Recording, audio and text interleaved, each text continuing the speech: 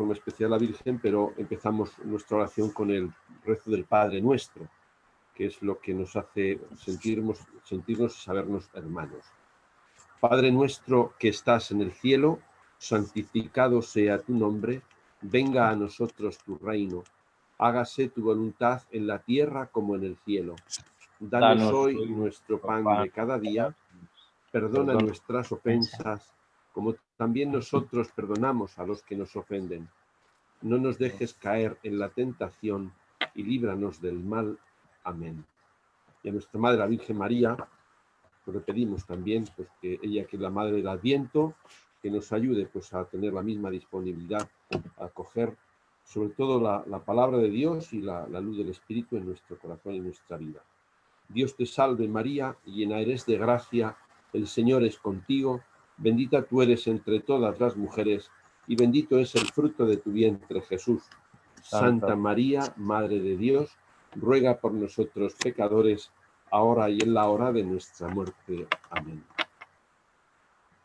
Pues si les parece, yo primero saludo a todos cordialmente, especialmente a nuestro querido Francisco, y a todos los que os habéis podido unir a esta online, por medio de esta plataforma Zoom, para, bueno, este momento de encuentro. Vamos a tener como 3 momentos. Un primero voy a intentar hacer una exposición, intentaré que no sea demasiado larga.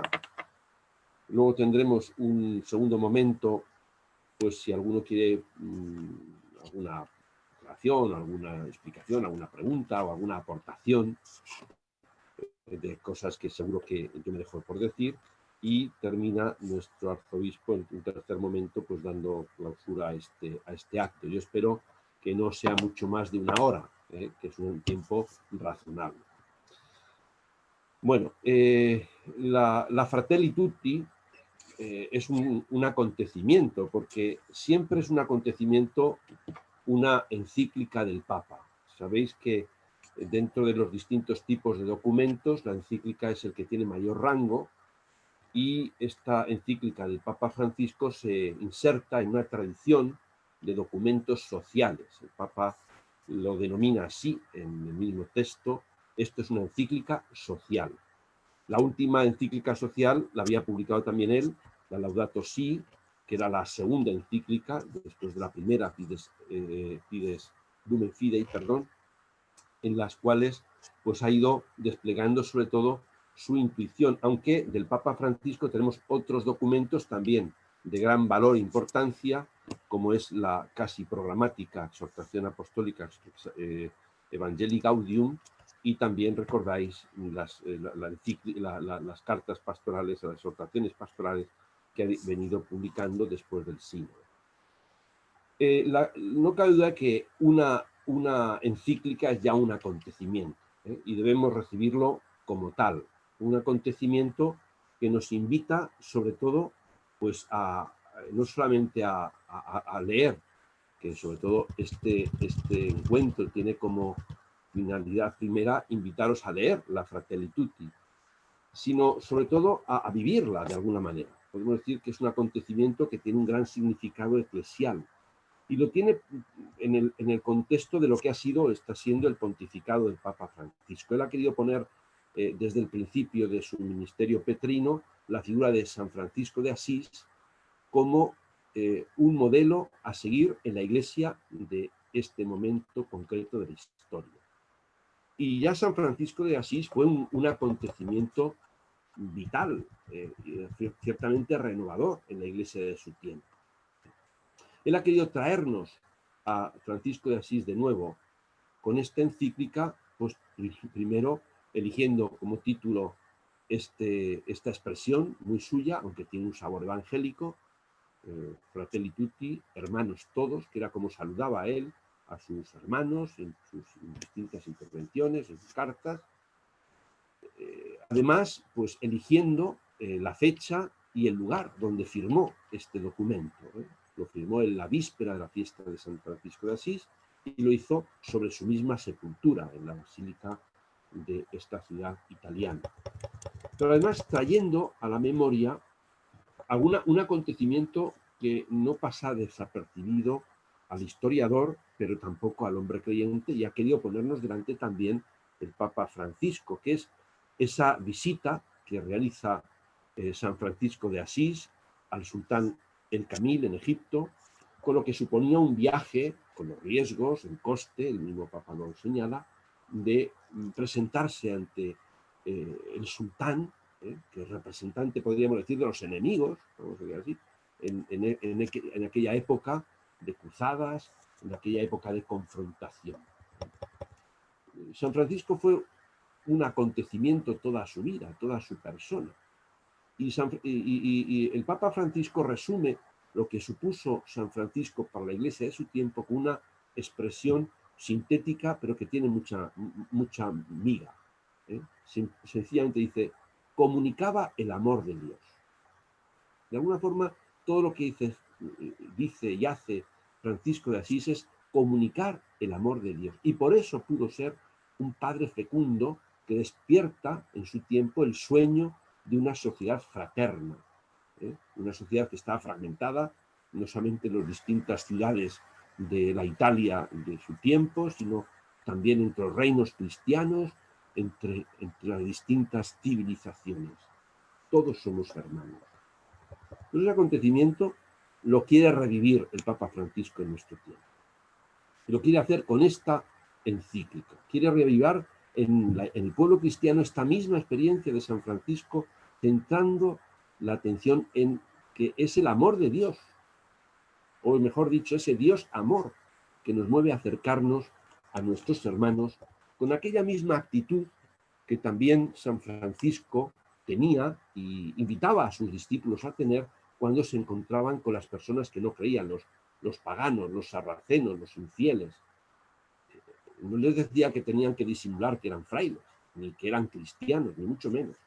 Pero les decía, y lo recoge el Papa Francisco en el número 3 de la encíclica, no promuevan disputas ni controversias, sino que estén sometidos a toda humana criatura por Dios. Ni disputas ni controversias, sino sometidos a toda humana criatura por Dios. Es decir, no por debilidad de carácter, ni por condescendencia con, entre comillas, el enemigo, sino por amor y por Dios. Y ese acontecimiento, San Francisco de Asís, se sigue actualizando hoy.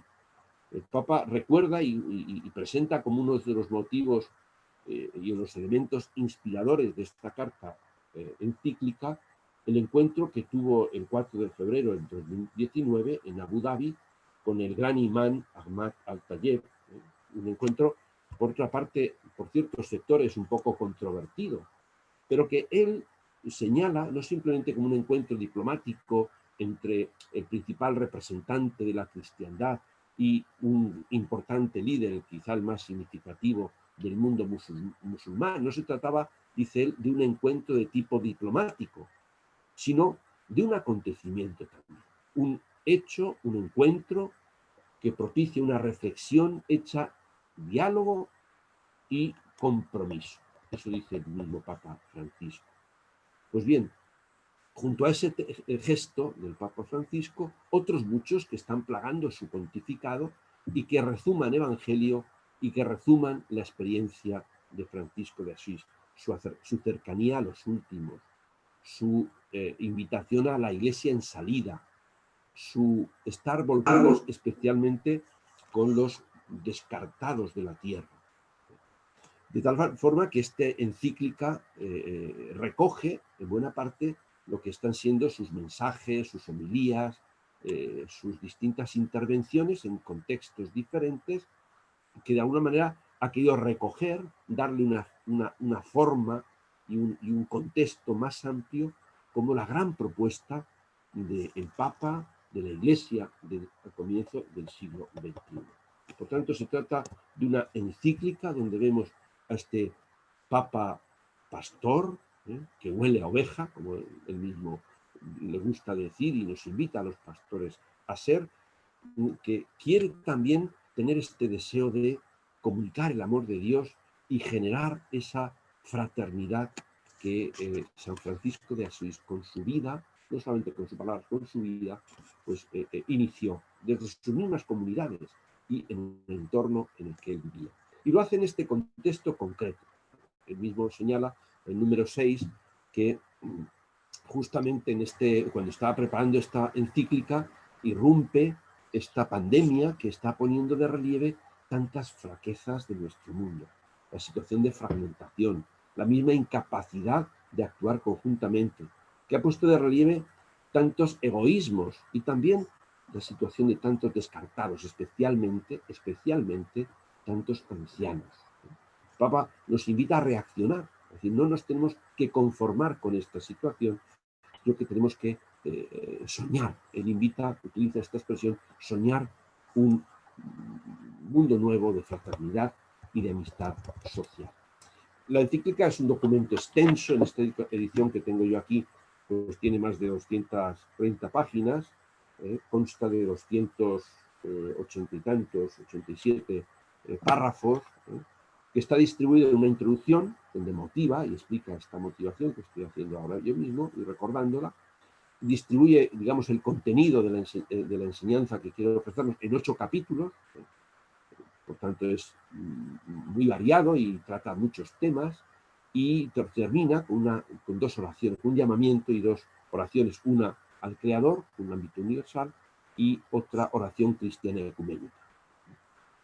Podemos decir, ¿cuál es el tema? Porque el Papa habla de muchas cosas. Digamos, el objetivo es la fraternidad universal, claramente la amistad social, pero ¿cuál es el tema? El Papa Francisco, en el número 6 también dice, quiero tratar del tema del amor fraterno, pero no en todos sus aspectos. El amor fraterno lo podemos tratar en nuestra relación interpersonal, o en la relación con los pobres. Quiere tratarlo de una manera muy concreta en su dimensión universal, en su apertura a todos. Y de hecho, la encíclica va a dedicar importantes momentos, un poco desplegados a lo largo de todo el texto, en torno al tema del amor, de la virtud de la caridad, que es una virtud sobrenatural, evidentemente, pero que tiene una raigambre humana. Todo ser humano, él mismo lo dice, está llamado al amor. La altura espiritual de una vida humana está marcada por el amor. Estamos llamados al amor. Tantas veces lo decimos. Dios amor nos ha creado para el amor. Y para un cristiano, el amor es siempre lo primero. Pues bien, este dinamismo, podemos decir divino humano, de la caridad, del amor, es un dinamismo que Dios infunde en el corazón. Y la experiencia de amar que Dios hace posible, gracias pues precisamente al don de su amor, de su gracia, consiste no en un sentimiento pasajero ni superfluo, sino, dice el mismo Pablo,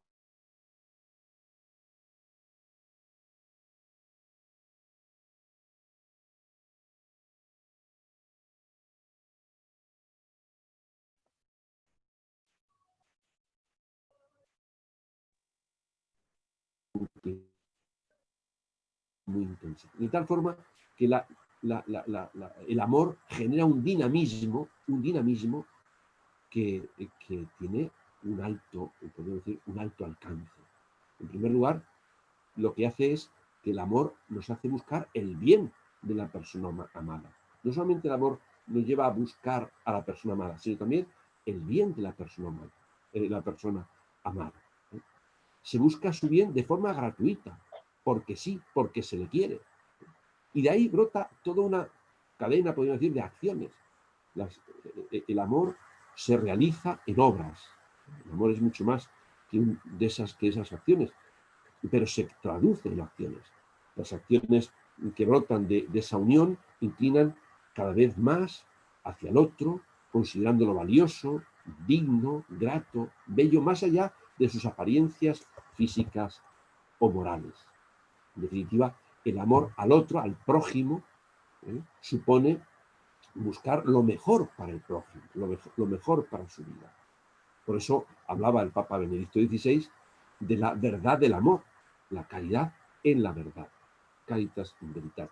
En línea con el Papa Benedicto, en una continuidad pues realmente admirable, el Papa Francisco nos invita a darnos cuenta que esa dinámica del amor no se puede cerrar cuando la dinámica del amor se cierra en el ámbito de una pareja, del propio grupo, podemos decir que se empobrece, se corrompe, se convierte como un egoísmo encapsulado, un egoísmo, podríamos decir, enquistado. El amor al otro reclama una creciente apertura, una cada vez mayor capacidad de acoger a los demás. Y es eso lo que hace posible el sueño de la fraternidad. O sea, hay una conexión. Cuando habla el Papa de la fraternidad, está diciendo la condición para que este sueño de fraternidad universal se dé, la condición es vivir en el amor recibido y donado, para que podamos realizar la palabra de Jesús. Todos nosotros, o todos vosotros sois hermanos, es necesario darnos cuenta de que debemos entrar en esa dinámica de la caridad.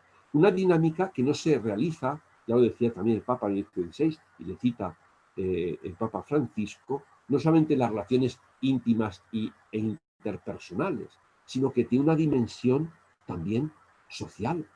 En las macro relaciones, decía el Papa Benedicto XVI, relaciones económicas, políticas, culturales. De ahí la caridad tiene esa dimensión social y política. Es en definitiva, dice, el ejercicio supremo de la caridad, porque sí, está claro que cuando vemos una persona necesitada y salimos al encuentro de esa necesidad, estamos haciendo una obra de caridad. Pero dice el Papa, recordando también a Benedicto XVI, si lo que hacemos es tratar de buscar las causas de esa pobreza y atajarlas en su raíz, buscando el bien común, el bien de todos, esa caridad tiene un ámbito aún más universal, tiene un mayor valor, porque genera procesos sociales de fraternidad. Por eso es el ámbito más amplio de la caridad.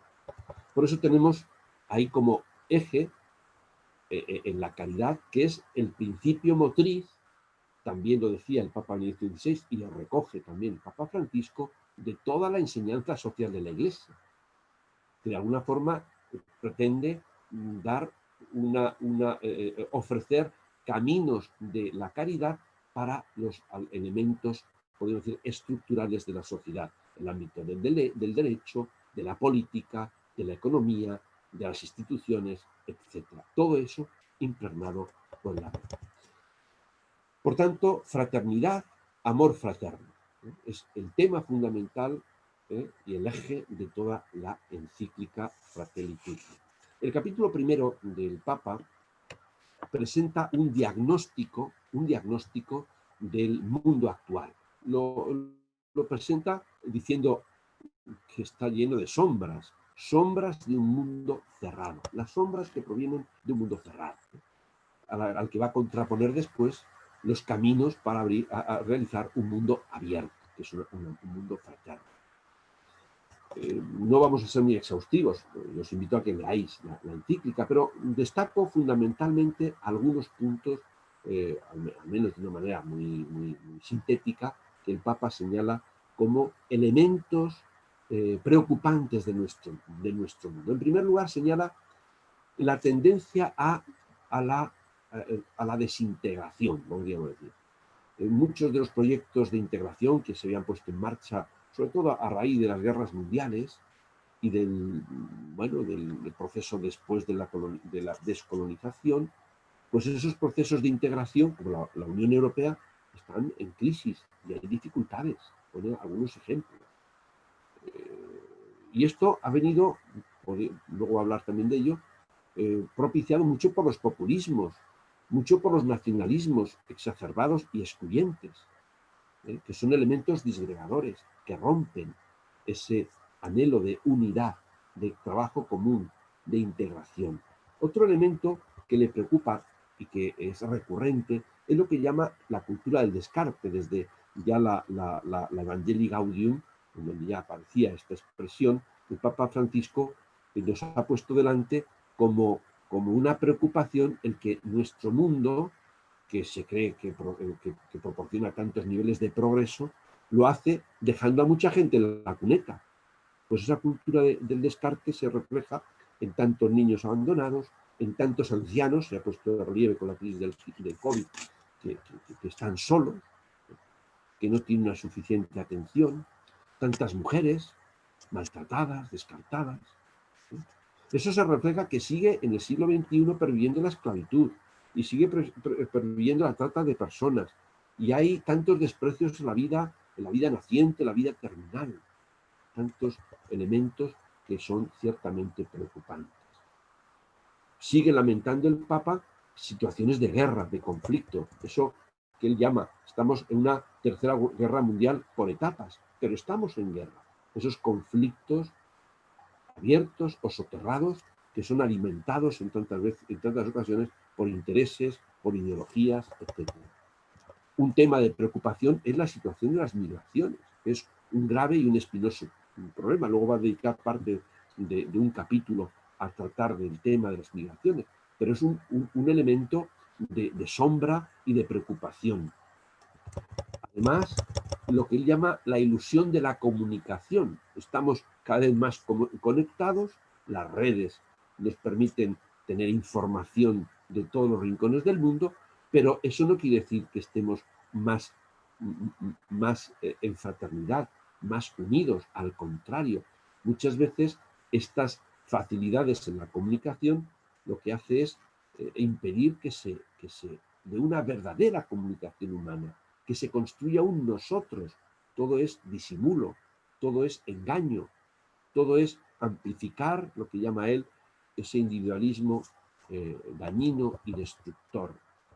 Otro problema otra sombra del mundo cerrado es la homogenización cultural, que viene propiciado sobre todo porque la globalización se convierte para muchos pueblos menos desarrollados pues en un en un deslumbrarse con la imagen y el modelo de estilo de vida de los países exitosos y menosprecian sus propias identidades culturales.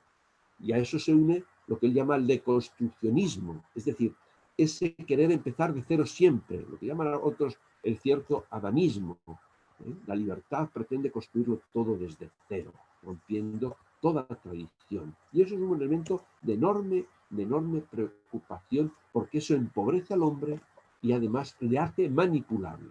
Cuando hablaba a los jóvenes, que introduce la cita precisamente de un mensaje, dice: tened mucho cuidado, tened mucha precaución con quienes tratan de proponeros ideologías que suponen ruptura con vuestra tradición, con lo que os dicen vuestros mayores. Todo esto refleja que la sociedad globalizada, esa expresión que ya utilizó el Papa Benedicto XVI y que recuerda de nuevo el Papa Francisco, nos hace más cercanos, pero no nos hace más hermanos. Muchos progresos, sí, de la técnica, de la ciencia, de la medicina, de la economía. Sin embargo, dice, no viene acompañada de un verdadero crecimiento espiritual y se está produciendo, así lo denuncia, un deterioro en la ética y en el reconocimiento de los valores espirituales y del sentido de la responsabilidad. Libertad sin responsabilidad es libertad engañosa, libertad que al final produce esclavitud. Ante este panorama cabe preguntarse, ¿cabe alguna esperanza? ¿Tenemos que cortarnos las venas o decir adiós mundo cruel, aquí os quedáis? Claro que hay esperanza. La esperanza, el Papa Francisco la encuentra en el hombre, en el ser humano, que es obra de Dios y que en cualquier circunstancia, como ha ocurrido en el contexto de esta pandemia, Dios sigue, dice el Papa, derramando en la humanidad semillas de bien. Y la razón última de la esperanza está en lo más profundo del ser humano. El ser humano que está abierto y anhela la verdad, el bien. Dice, invito a la esperanza, en el último párrafo de este capítulo primero, que nos habla de una realidad que está enraizada en lo profundo del ser humano, independientemente de las circunstancias concretas, de los condicionamientos históricos. ¿Qué nos habla lo profundo del ser humano? Que todo ser humano tiene sed, tiene aspiración, tiene anhelo de plenitud, tiene anhelo de vida lograda, quiere tocar lo grande, algo que llene el corazón, algo que eleve el espíritu, algo como la verdad, la bondad, la belleza, la justicia, el amor. Ese anhelo que es que es podríamos decir, inevitable, que es inapelable, es el reflejo de nuestra propia dignidad, de esa dignidad inalienable que responde a nuestro ser, a nuestra naturaleza, que ningún cambio cultural puede transformar. Los hombres podemos escuchar en la realidad de las cosas con nuestra inteligencia, a través de la experiencia, a través del diálogo, pues descubrir esas exigencias humanas que están en el corazón de cada uno de nosotros. En él está, en él, en el hombre, es donde está la razón de la esperanza. Ese hombre llamado por Dios. Bueno, pues ante este panorama, esta luz de la esperanza, que es el hombre, que es el ámbito, podemos decir, del diálogo, razón y fe, que es lo propio de la doctrina social de la Iglesia, que es lo propio de una aportación común de todos, de nuestra propia experiencia, buscando lo que hay de verdad en nuestra humanidad, quiere presentarnos de una manera gráfica, pero creo que muy elocuente en el capítulo 2, cómo es el Evangelio mismo el que nos da esa luz que necesitamos para poder disipar las sombras de este mundo cerrado. Y nos propone la parábola del buen samaritano. No hace falta que la explique, porque todos la conocemos. Pero es una parábola en la cual, dice el Papa, cualquier hombre nos podemos ver reconocidos, porque todos, de una u otra manera, estamos topando con la realidad de hermanos nuestros que sufren y que están en la cuneta. Y esta parábola nos pone delante que en cualquier circunstancia somos llamados por la misma realidad de las personas que sufren a nuestro lado.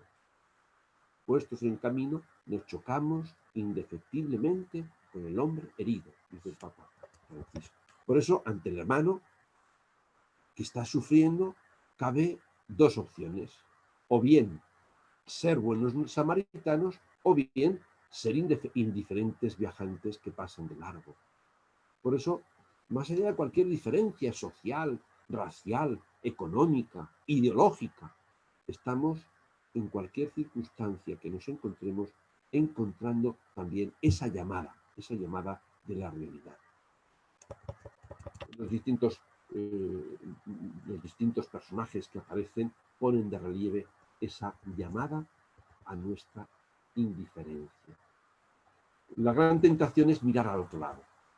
Cuando el Papa va repasando los distintos personajes de la parábola, sobre todo pone de relieve el riesgo de los que pasan de largo, que dice son, en definitiva, con esas actitudes, aliados secretos de los salteadores del camino, es decir, de los que son protagonistas de la presencia del mal. Es decir, ante el mal y las consecuencias del mal, pasar de largo nos hace cómplices.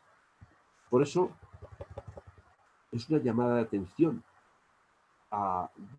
podríamos decir, a esa actitud que podemos tener de cierta pasividad ante la injusticia y ante el mal.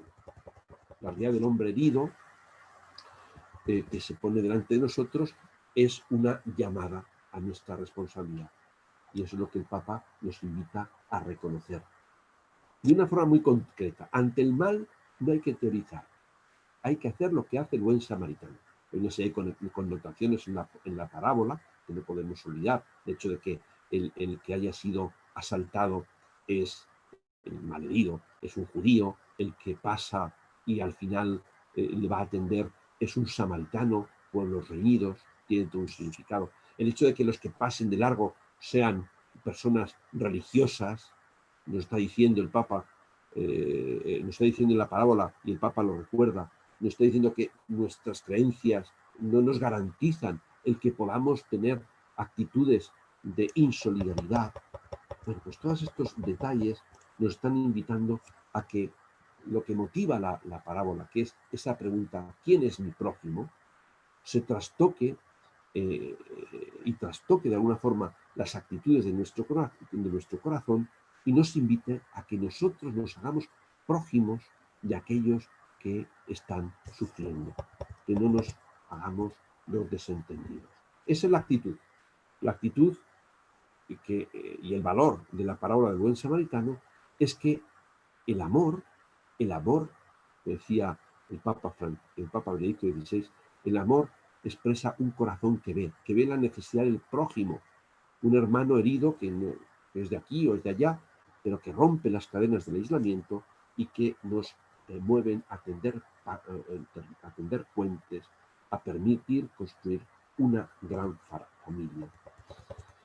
Pues esta actitud de la parábola nos indica el modo concreto de vivir el amor cristiano, ese amor fraterno. No se trata de teorizar. Nosotros tenemos que ponernos manos a la obra. Ante el que sufre, es verdad que hay una caridad política, una caridad social que busca las causas de las injusticias, pero a la vez, simultáneamente, tenemos que salir al rescate del hermano que sufre. Anda, vete y haz tú lo mismo. Es una invitación incisiva que nos invita a que no nos quedemos parados ante este mundo en sombras por la cerrazón de los egoísmos, por las injusticias. No te quedes parado, no mires a otro lado, no te desentiendas. Nos invita a concretar nuestro compromiso y nuestra acción, en la que todos y cada uno, según nuestra propia responsabilidad, tenemos que sentirnos involucrados. Más adelante, el Papa va a dedicar todo el resto de la encíclica a pensar y gestar un mundo nuevo. Pensar y gestar un mundo nuevo en contraposición de las sombras de un mundo cerrado, que habíamos visto anteriormente, y que encuentra fundamentalmente, es el motivo de esperanza, en el ser humano. El Papa nos invita de una forma muy especial a darnos cuenta que el hombre, el ser humano, la persona solamente puede desarrollarse en su relación con los demás. A lo largo de toda la encíclica rezuma eso que se ha llamado el personalismo comunitario. Él lo sintetiza en el número 87, una cita muy breve. Dice: un ser humano está hecho de tal manera que no se realiza, no se desarrolla, ni puede encontrar su plenitud si no es en la entrega de sí mismo a los demás. Ese es el camino de su propio perfeccionamiento. Porque, dice el Papa, el ser humano no puede reconocer a fondo su propia verdad si no es en el encuentro con los otros. La vida subsiste donde hay vínculo, donde hay comunión, donde hay fraternidad. Y vivir como islas es la muerte. Por tanto, se trata de superar una antropología individualista, competitiva, tan típica de nuestro mundo liberal, a un personalismo comunitario que tiene como eje el amor, el salir de sí mismo, el abrirme a los demás. Nadie madura ni alcanza su plenitud aislándose. Fuera de esta clave del personalismo, dice el Papa, y palabras como igualdad, como libertad, como fraternidad, quedan vaciados de contenido. Es decir, una lectura liberalista de estos conceptos da un mundo cerrado y un mundo que no tiene futuro. Por eso, el personalismo comunitario nos impulsa a pensar en nosotros, a pensar en la capacidad que tenemos los seres humanos de ir creando lo que él llama la amistad social. En primer lugar, en el seno de la propia sociedad, en la pertenencia al propio pueblo. El Papa tiene mucho miedo a que una visión globalizadora de la realidad, un universalismo abstracto, nos desarraigue de nuestra realidad concreta del pueblo al que pertenecemos, el afecto al propio pueblo. El riesgo es que nos veamos abocados a una uniformidad unidimensional que imponga lo que podemos llamar esa mentalidad dominante, común, que mire con desprecio las propias identidades y que de alguna manera genere esos gérmenes de división y de enfrentamiento. El amor, la dinámica del amor, como decíamos anteriormente, tiene esta tensión hacia la comunión universal, a romper barreras, de tal manera que las posibilidades que el mundo actual nos permiten de tener mayor interdependencia, de mayor comunicación, hace necesario que crezca también en nosotros la conciencia de que tenemos un destino común, un destino que a todos nos aúna. Y eso es lo que llama amistad social.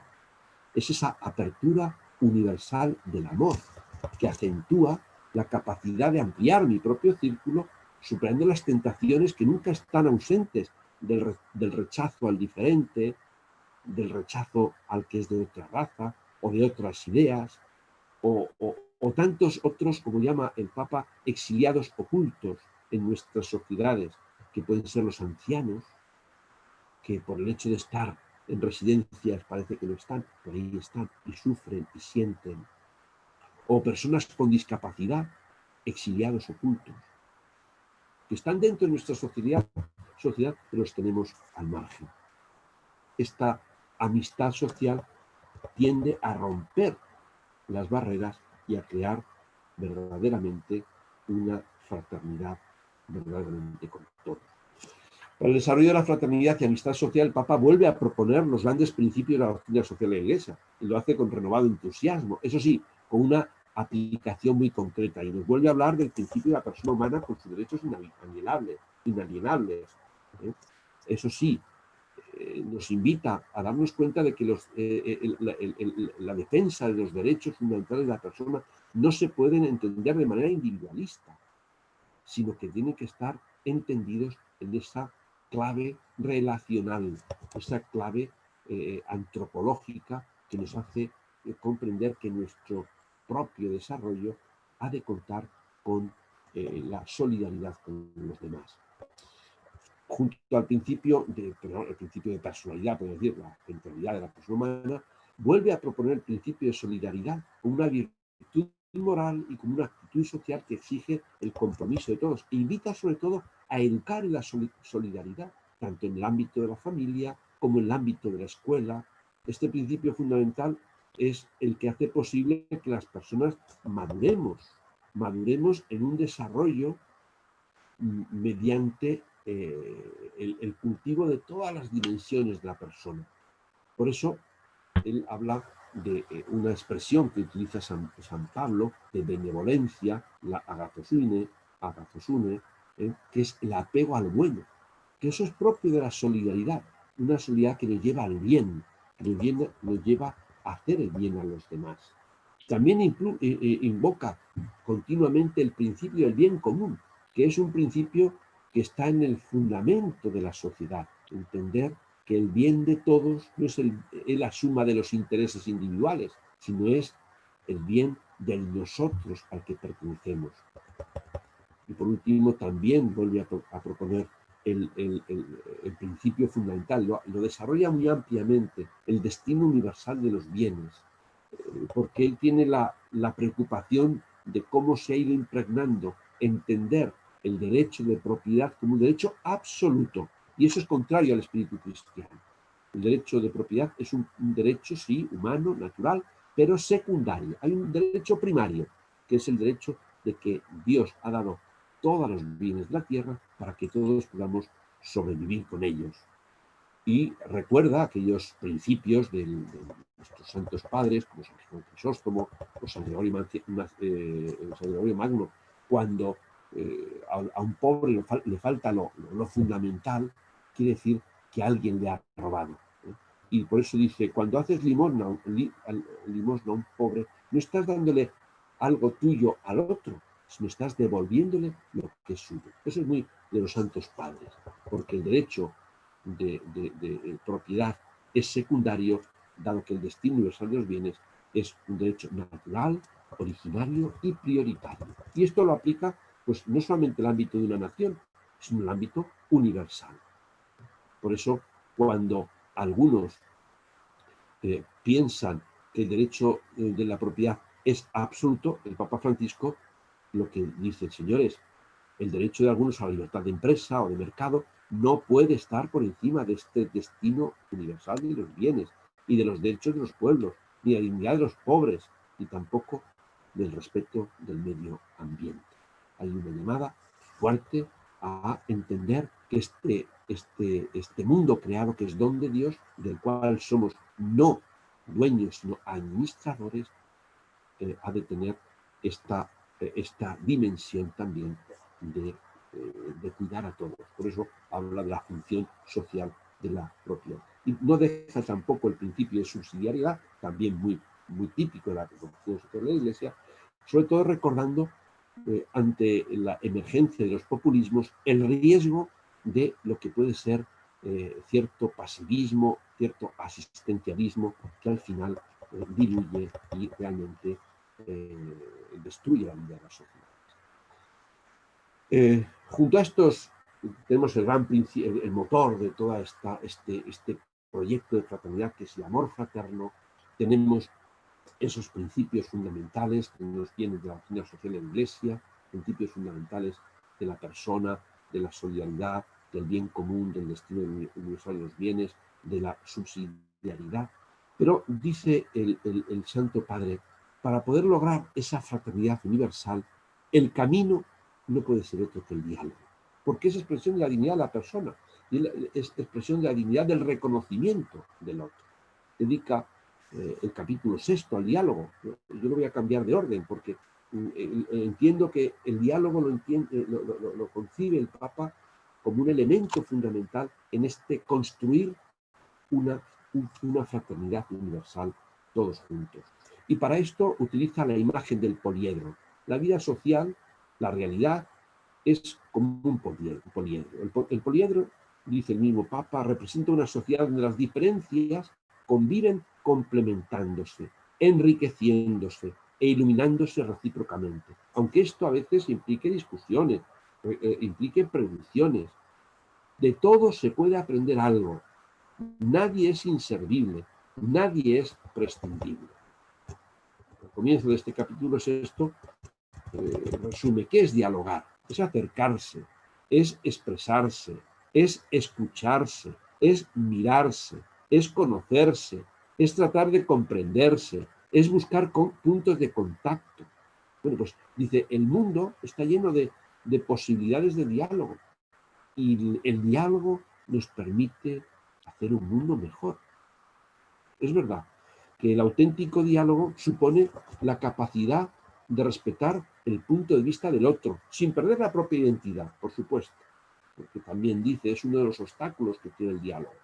Uno de los obstáculos es el relativismo. Uno de los obstáculos es el no ser fiel a las propias convicciones. Entonces no hay diálogo. Para que haya diálogo tiene que haber una posición clara de unos y de otros, y un encuentro humano, y una búsqueda de la verdad. Por eso el diálogo es camino. No es un fin en sí mismo, es un instrumento para alcanzar la comunión y para alcanzar la verdad. Y el tono que propone el Papa para hacer posible un diálogo fecundo en aras a la fraternidad universal es lo que llama San Pablo Festotes, la amabilidad. La amabilidad, que, como dice el mismo Papa, expresa un estado de ánimo que no es áspero, rudo, duro, sino que es afable, suave, que sostiene y conforta. Por eso dice, ¿cuánto ayuda al diálogo? La amabilidad del trato. El cuidado para no herir con las heridas, con las palabras o los gestos. El intento de aliviar el peso de los demás. Dice, el diálogo es, la amabilidad dentro del diálogo es liberación de la crueldad que a veces penetra las relaciones humanas.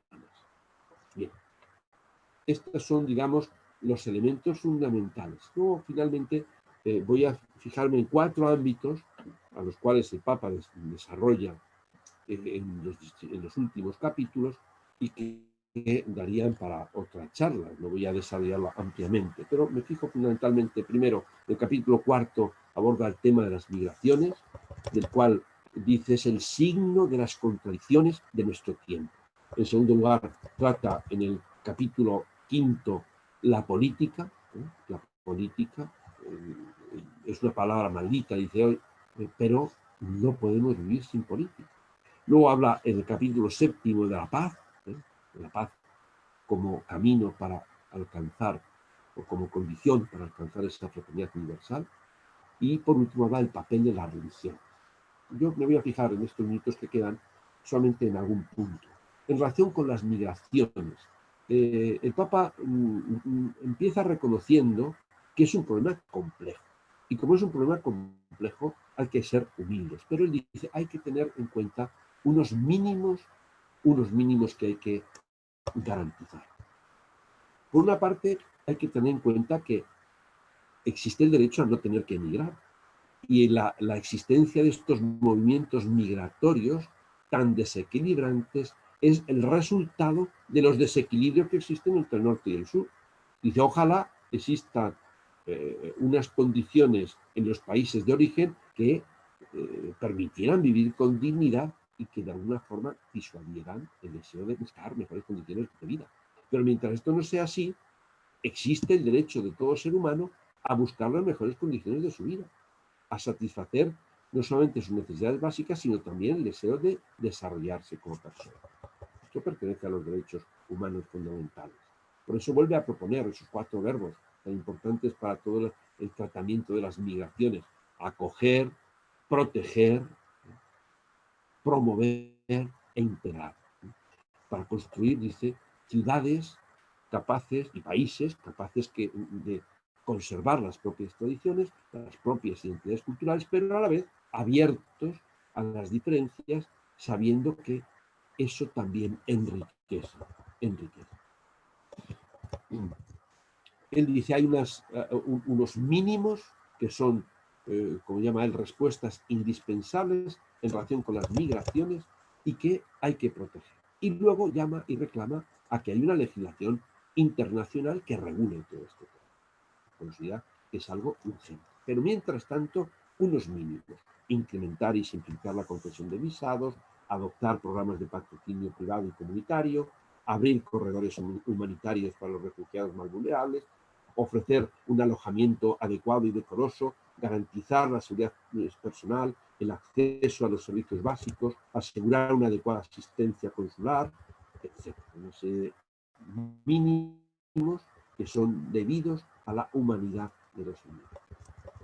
Un segundo tema en el que desarrolla y que quiero destacar es el tema de la política. El tema de la política es un tema que preocupa, pues porque no cabe duda, no lo dice así expresamente el Papa, pero sí que se refleja en su escrito que estamos en un momento de crisis de la política y la política es necesaria. ¿Y cuáles son los daños, o mejor dicho, los orígenes de esta situación? De los populismos, dice, y luego, segundo, las visiones liberales individualistas que ponen la política al servicio de los intereses económicos de los más poderosos. Hace una lectura muy crítica de los populismos. Hace una configuración, perdón, una contraposición de lo que es el pueblo y el populismo. Dice, en nombre del pueblo se desprecia al pueblo del populismo. El inmediatismo responde a responder a exigencias populares para garantizarse los votos, los apoyos populares, pero sin avanzar realmente una tarea que genere un desarrollo en aquellas personas, en aquellos grupos que quiere promocionar. Y en segundo lugar, el populismo crea un clientelismo que no promueve realmente el desarrollo ni genera lo que es más importante, que es que toda persona viva dignamente, pueda tener un puesto de trabajo que sea justamente retribuido. Un populismo que no genera empleo, podríamos decir, es un populismo que al final se vuelve contra.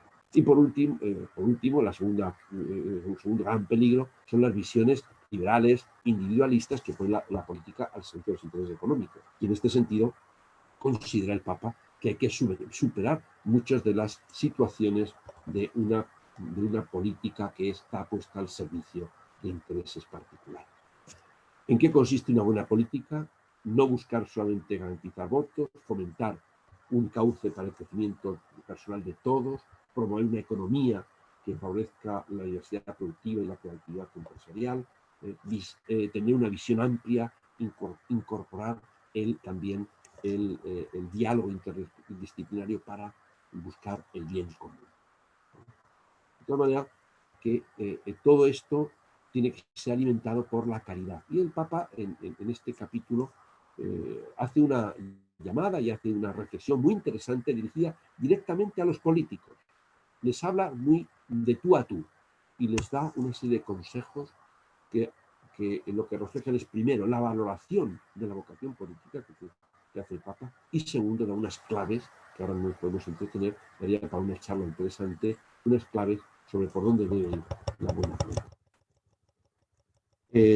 En el capítulo 7 desarrolla el tema de la paz que para que, sobre todo se fija en las situaciones de países, de pueblos, donde ha habido conflictos y donde es necesario cicatrizar heridas. Por eso en este capítulo, muy interesante también, habla de lo importante que es el perdón. Pero no un perdón cualquiera, sino un perdón que parta de esa memoria penitencial, dice él, donde la verdad del sufrimiento, de la violencia, de la injusticia, haga posible una verdadera reconciliación. Luego hace referencia a lo que él llama, hace falta una arquitectura y una artesanía de la paz, que implica trabajar en un proyecto común para formar una nueva sociedad. Esa artesanía y esa arquitectura de la paz supone mirar hacia el futuro. No pueden superarse situaciones de conflicto solo mirando al pasado. Es necesario una memoria penitencial, pero sí mirando al futuro y teniendo proyectos de reconciliación.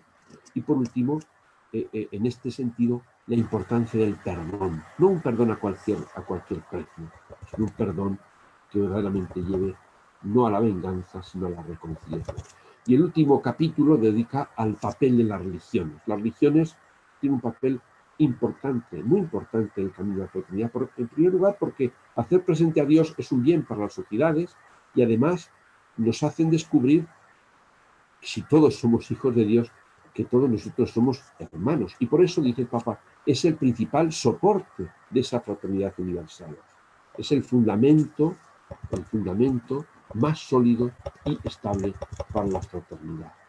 Y él llama de una forma muy especial a que se apele al diálogo y apela al diálogo entre las diferentes religiones, que no se debe mantener, como decía, en relación con el encuentro que tuvo con el gran imán, por mera diplomacia, ni tampoco un sincretismo, un confusionismo, todo a lo mismo, no, sino que el objetivo es caminar en aras de esa amistad, de esa paz, de esa armonía, de ese compartir valores, experiencias morales y espirituales, de un espíritu de verdad y de amor.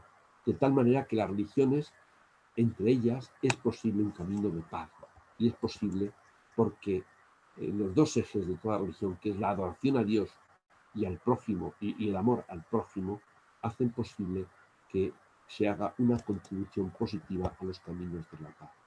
Nada hay más contrario a la religión que la violencia, y por eso hace una llamada sobre todo a los líderes religiosos a desvincularse de toda utilización política, ideológica de la religión para soportar o para impulsar terrorismo internacional o acciones violentas que desdicen realmente lo que es la religión.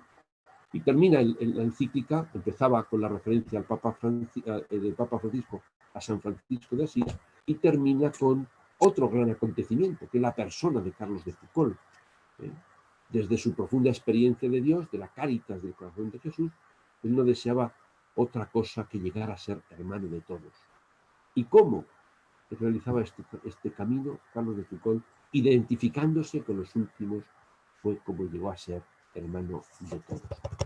Quiero terminar con lo que podemos llamar, he consumido casi la hora yo solito, pero con lo que podemos llamar una especie de el decálogo de la Fratelli Tutti, como un poco resumiendo todas estas llamadas, estas apelaciones del Santo Padre, como los 10, no digo los 10 mandamientos, pero sí por lo menos las 10 ideas fuerza de la Fratelli Tutti. Dice, primero, soñemos juntos en un mundo unido, en el que todos nos reconozcamos como hermanos, miremos con realismo y esperanza los obstáculos de la fraternidad universal. Tercero, acoge de Dios un corazón de buen samaritano para el prójimo humillado. Cuarto, vive de verdad el amor apegado a lo bueno.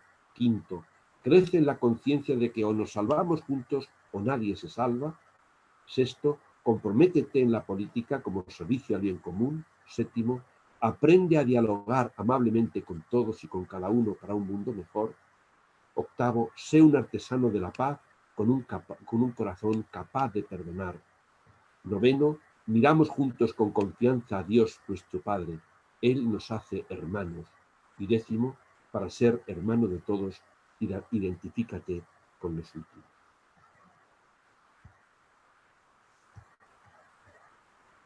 Bueno, y hasta aquí mi intervención. Podemos abrir un tiempo de diálogo. No sé si hay alguna pregunta, alguna aportación, alguna crítica.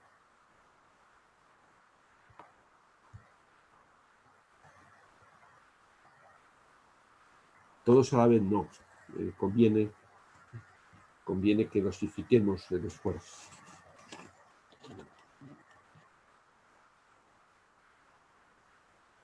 Si alguno quiere hacer alguna aportación, alguna aclaración, estamos a tiempo.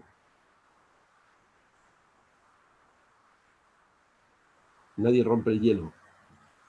Bueno, Felipe, pues muchas gracias, lo primero. Enhorabuena por esta exposición. Qué gusto escucharte y que es verdad que bien, los que hemos tenido oportunidad ya de leerlo, qué síntesis tan buena.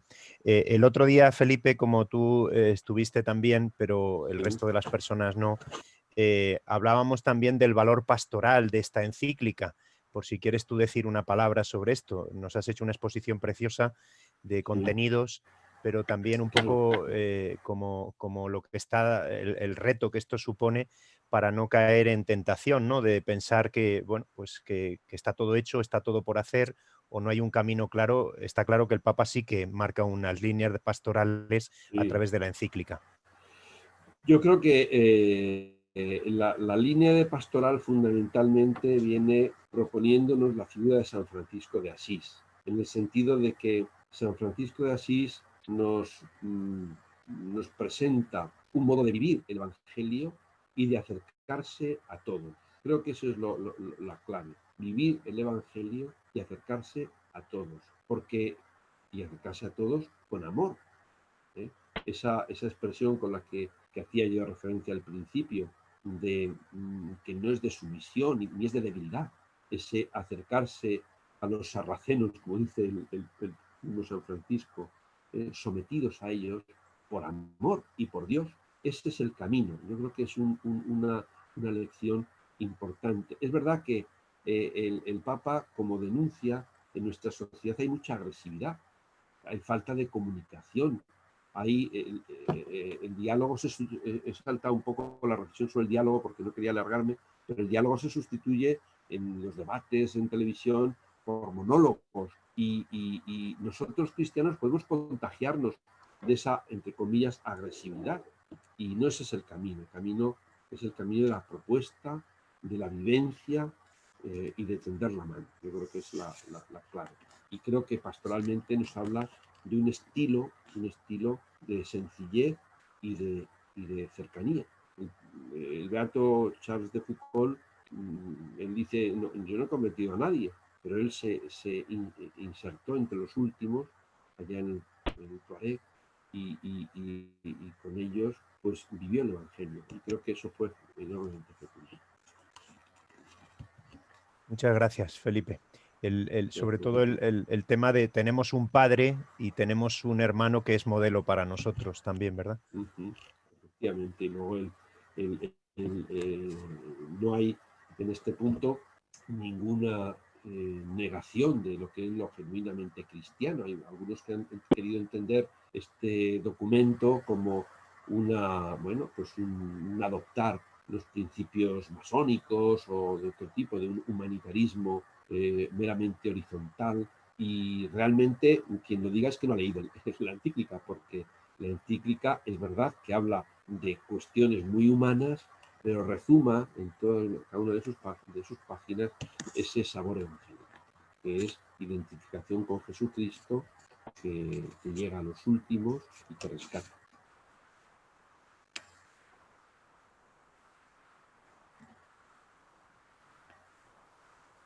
Felipe, soy Miguel Ángel Sí, Martínez. ¿Qué tal? muchas gracias. Gracias, ¿cómo estás? Yo quería comentarte porque para mucha gente, yo el primero y para mucha gente que conozco, la lectura de la encíclica ha sido un poco desconcertante. Y creo que como estamos en familia aquí, creo que es el lugar adecuado para poder intercambiar impresiones respecto a esto, ¿no? A mí, por resumir un poco la situación como creo que yo al menos la percibo, ¿no?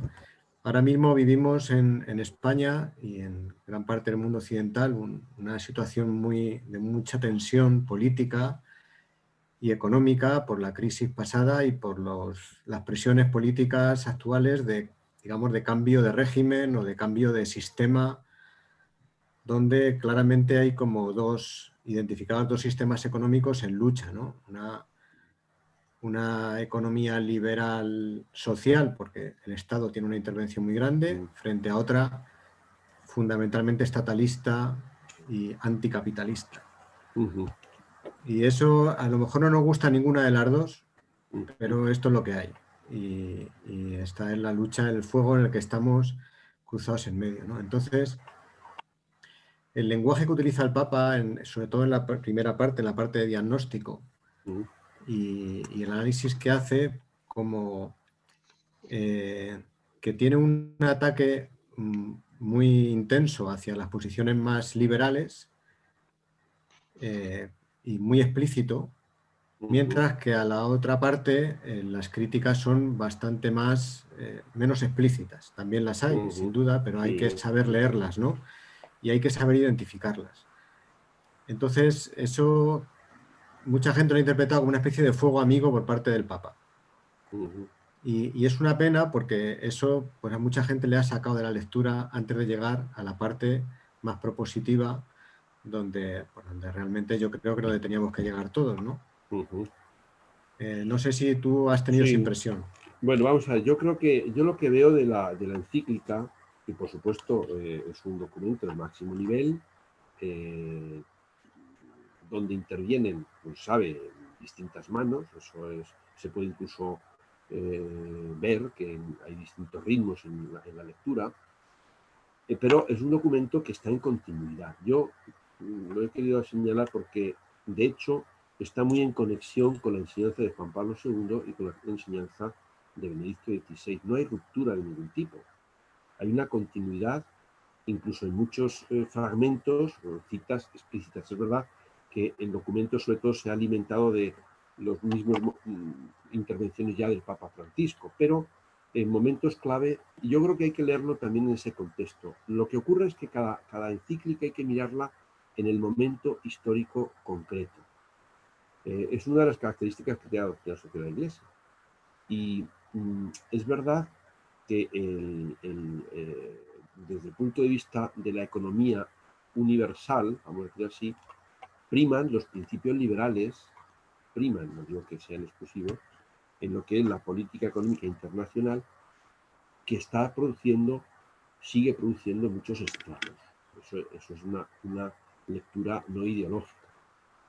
Entonces, yo pienso que puede haber cierta...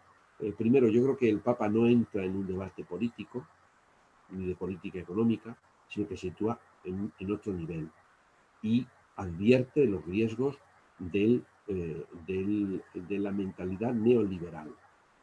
Por cierto, muy en continuidad con la Centesimus Annus. No sé si recordáis que cuando publicó Juan Pablo II la Centesimus Annus fue poco después de la caída del muro de Berlín, y él, en esa encíclica, además de reconocer el papel de la empresa, como también hace el Papa Francisco en la Fratelli Tutti, y del papel del mercado, advierte ya entonces de los riesgos de lo que hoy llamamos el neoliberalismo. Ya lo dice también el Papa Juan Pablo II. Bien, puede haber, quizá, y luego hay una segunda cuestión, que es, sobre todo a eso desarrolla buena parte de su reflexión en relación con el papel del Estado en la economía. Quizá no dedica un espacio. Creo que ahí puede venir un poco la deficiencia que tú señalas, ¿no? Que no matiza el papel, pero sí que hace una crítica muy fuerte, creo que una crítica muy fuerte a los populismos. Y creo que ahí está la clave de lo que tú dices, en el sentido de que lo que está emponzoñando la política y la economía de los países está siendo ese populismo. Muchas veces ese populismo también de izquierda. Y ahí sí que hay una crítica muy fuerte.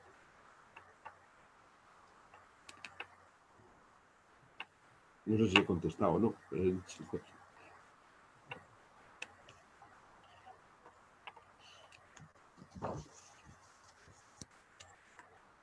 Bien, no sé si hay alguna aportación más.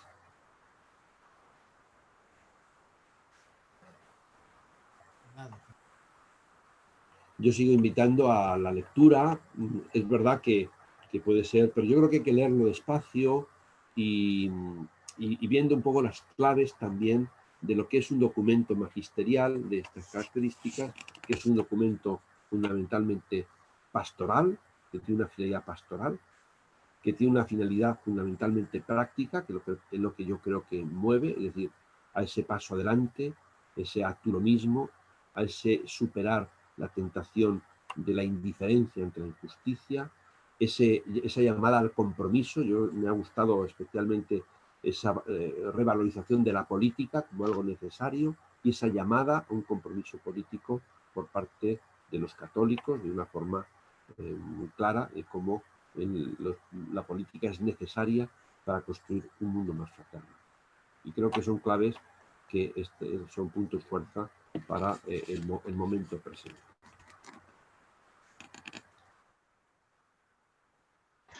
Don Felipe, soy Javi de Cáritas. Muchísimas gracias. ¿Qué tal te encuentras? ¿Recuperado del todo ya?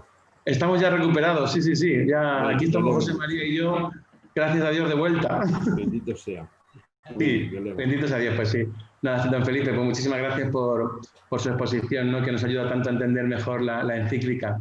Yo quería preguntarle, quizás a lo mejor es porque hoy estoy en el contexto, porque hemos inaugurado en Cáritas una casa para acogida de inmigrantes, pero sí es verdad que me sigue inquietando, y el Papa lo comenta en la encíclica, no recuerdo ahora si es en el capítulo 1 o en el 2, no recuerdo bien, el tema de los inmigrantes, ¿no? Precisamente que a la gente, y sobre todo a las comunidades cristianas, nos inquieta mucho, porque tenemos miedo a perder nuestras seguridades e incluso despierta un cierto odio o un cierto, racismo, por decirlo de algún modo, cuando realmente los datos, objetivamente, no son tan, o sea, no acogemos a tanto inmigrantes, sino que en proyectos concretos la mayoría de las personas que atendemos son españoles y demás, pero a pesar de todo eso, que los datos hablan por sí mismos, hay un cierto, se respira una cierta inquietud. Y en este marco que usted comentaba al final de sentirnos hermanos, me genera esta inquietud. ¿Cómo podríamos comunicar esto desde la Iglesia, en este caso diocesana, ¿no? de los inmigrantes, que son nuestros hermanos, para acogerles y que no genere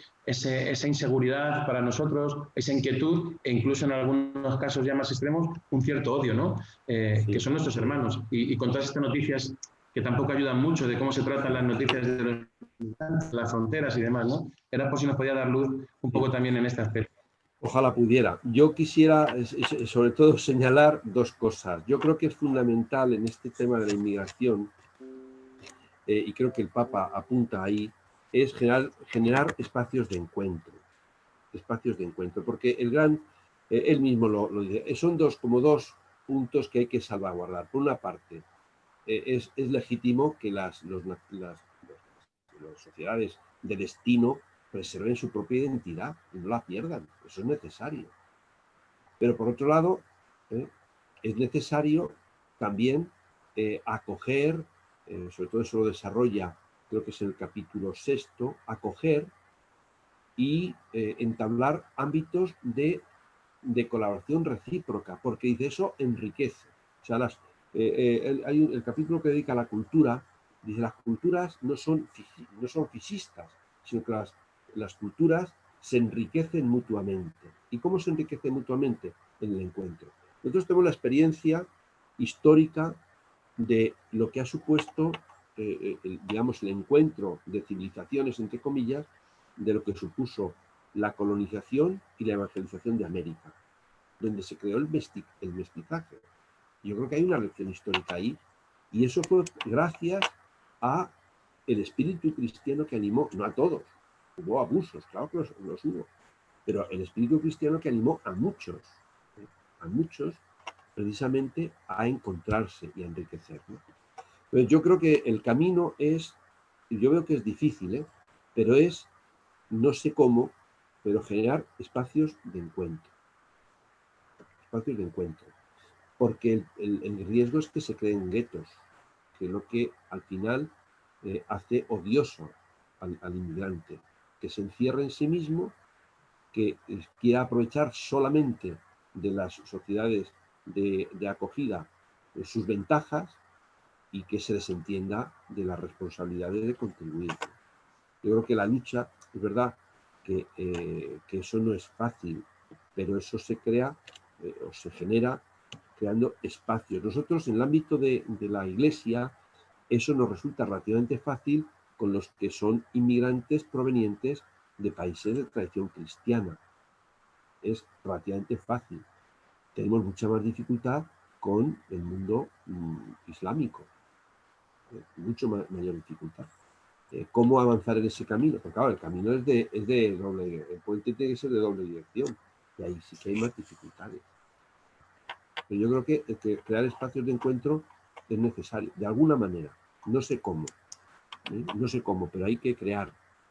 Yo aquí en Talavera hay una asociación, conozco a una de las trabajadoras sociales, que están muy preocupados por tratan de hacer algunas actividades y de implicar, bueno, hacen algunos intentos. Yo veo que ahí hay una buena intención, la muchacha es cristiana además, porque es una asociación civil, pero porque tratan de crear esos espacios de encuentro.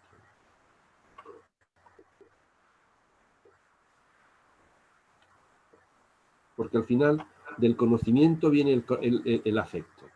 Ahí hay como una concatenación.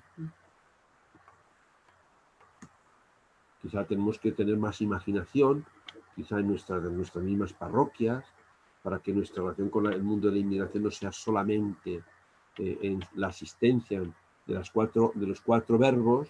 A lo mejor nos falta sobre todo conjugar el cuarto, el de integrar. Nos quedamos pues quizás sí en promover, en proteger, en acoger, pero el integrar, y ahí está la clave.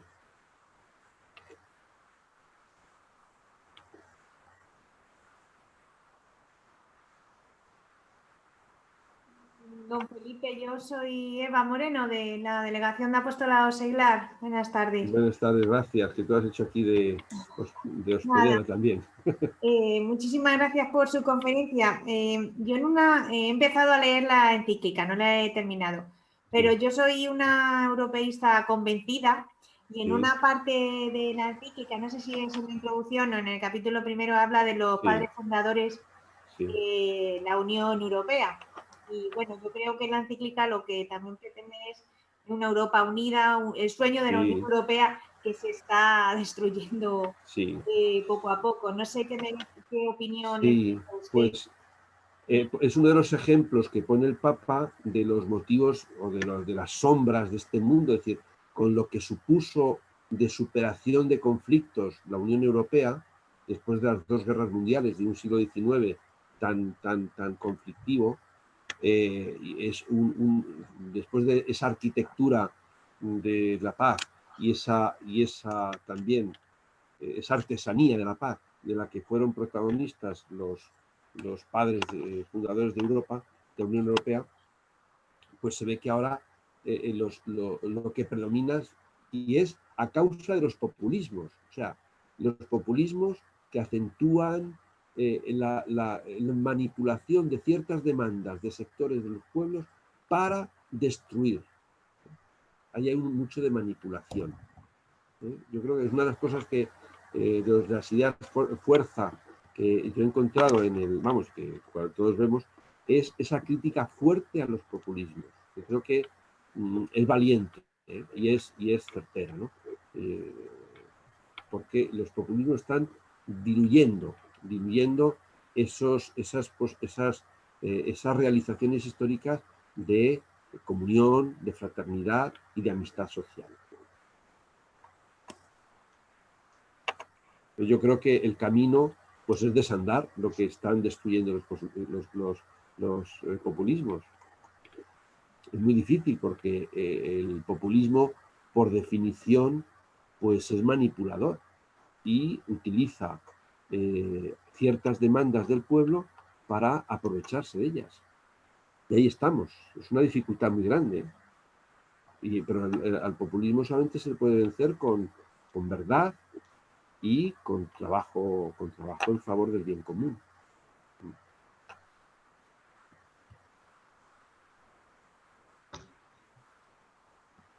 Muy bien, yo no sé si hay alguno más. Si no, yo creo que ya el tiempo está bastante cumplido. Don Francisco, no sé si nos quiere... Ponga un poco de luz después de tanta sombra. Ponga usted un poco de luz, don Francisco. La luz la has puesto tú y además muy bien. O sea que no.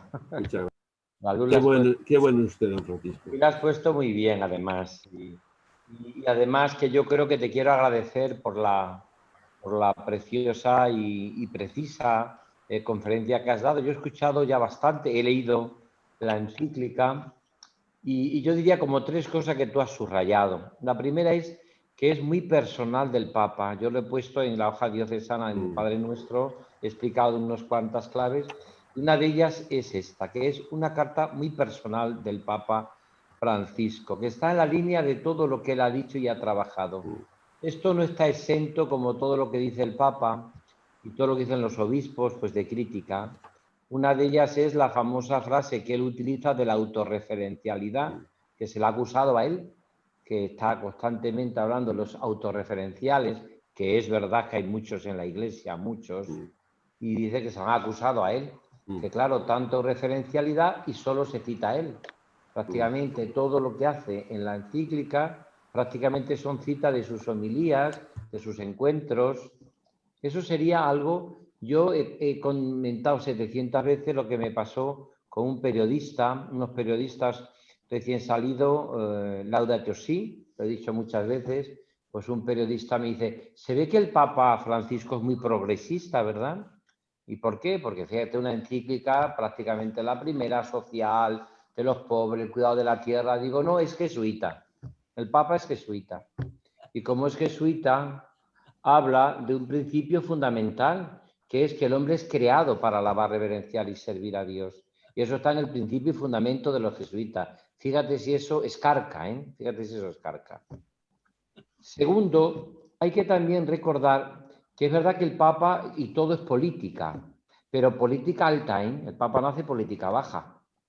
Es política alta, de altura. La dignidad de la persona, el derecho a la vida, el sueldo justo. Es decir, que hace una política que eso también tenemos que hacerlo todos, ¿eh?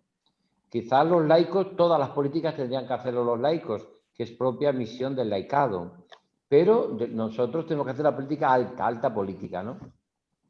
Y en esa alta política, yo diría una frase que repetía Popular en Progreso de Pablo VI, de un Papa Santo, que se le acusó en su momento de ser comunista, esa encíclica. Y él dice, porque decían los comunistas de aquella época, ¿no? Decían, y los marxistas, decía, el Papa va mucho más allá que nosotros. Y claro que el Papa va mucho más allá que nosotros. En el servicio a los pobres, en la entrega, en la generosidad, va mucho más allá, mucho más allá.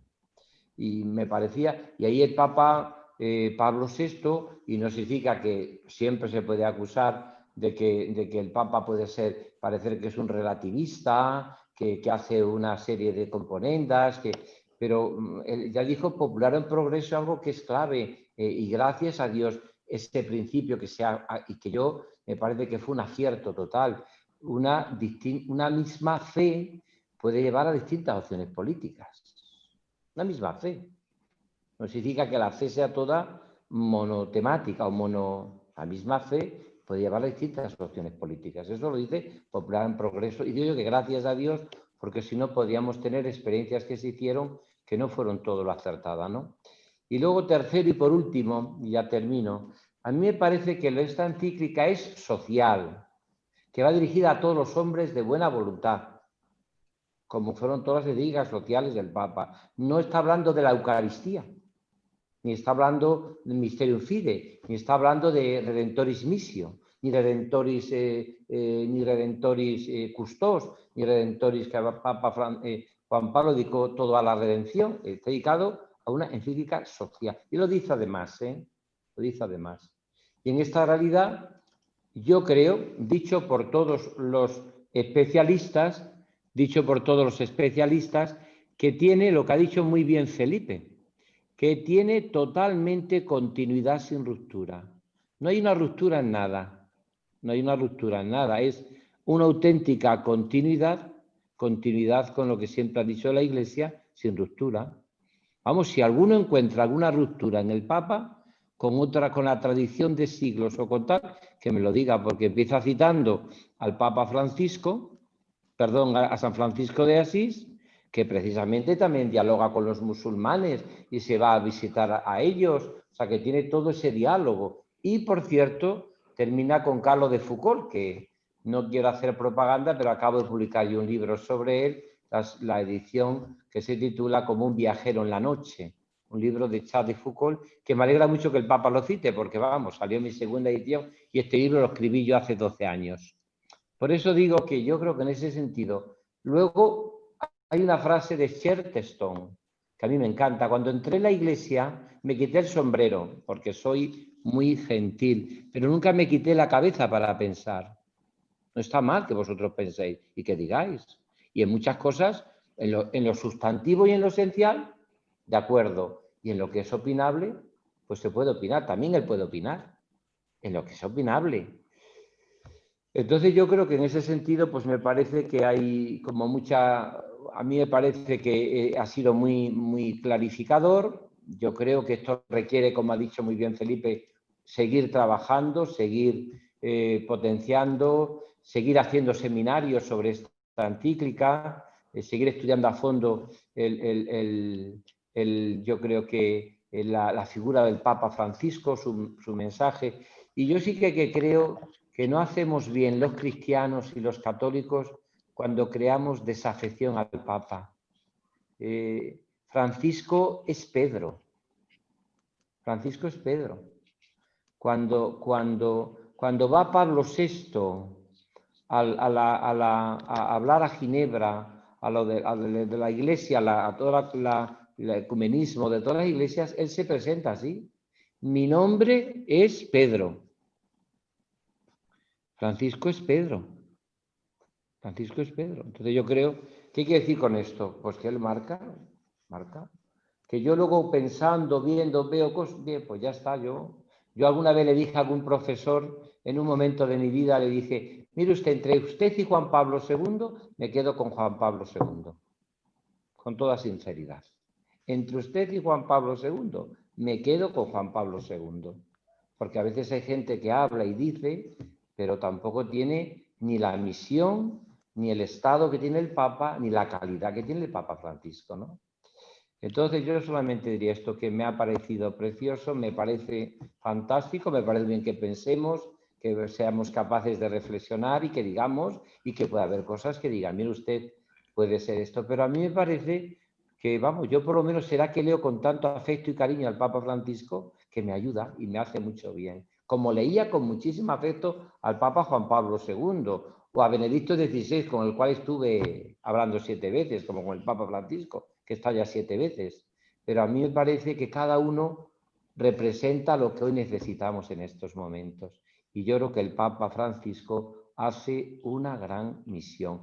Hoy mismo en Cáritas, que hemos hecho nosotros, que ha hablado ahí y que veía José María Cabrero y que veía Javi. Hoy en Cáritas se ha puesto en práctica Fratelli Tutti.